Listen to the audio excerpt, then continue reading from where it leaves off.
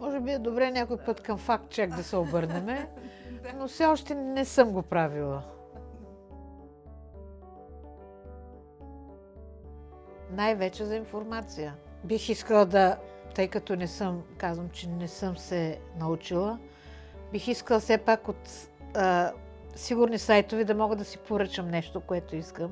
Също искам с изкуствения интелект така да имам повече практика, или как да го кажа и аз, за да не се страхувам от него, за да мога, нали, да си помагам, когато е необходимо.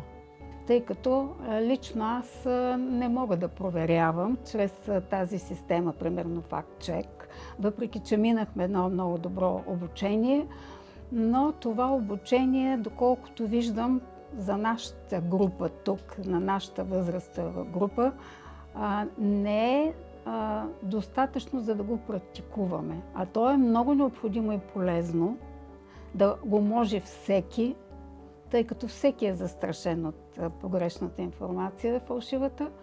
Така че бих желала да продължи такова обучение, което да е свързано с практическите упражнения.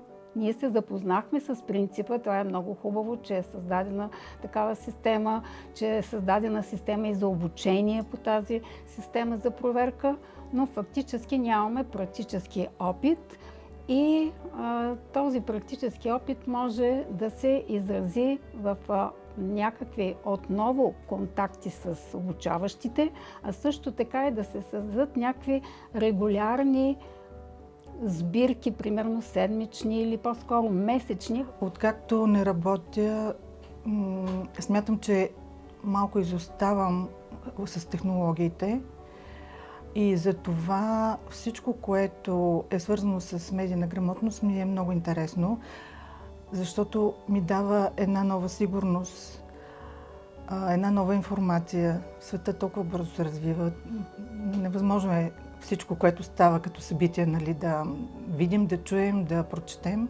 От обучението, което имахме тук за медийна грамотност, разбрах една нова възможност, FactCheck BG, и там човек може да си качи снимки, да ви провери някоя снимка или някое събитие, което е една много добра възможност за мен специално.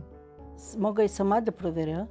Проверявам фактите през Google по всякакъв начин, за да проверя, да речем, даден факт, като взема ключовата дума и я сложа в Google и проверявам и други източници за същия въпрос или предмет или каквото и да е.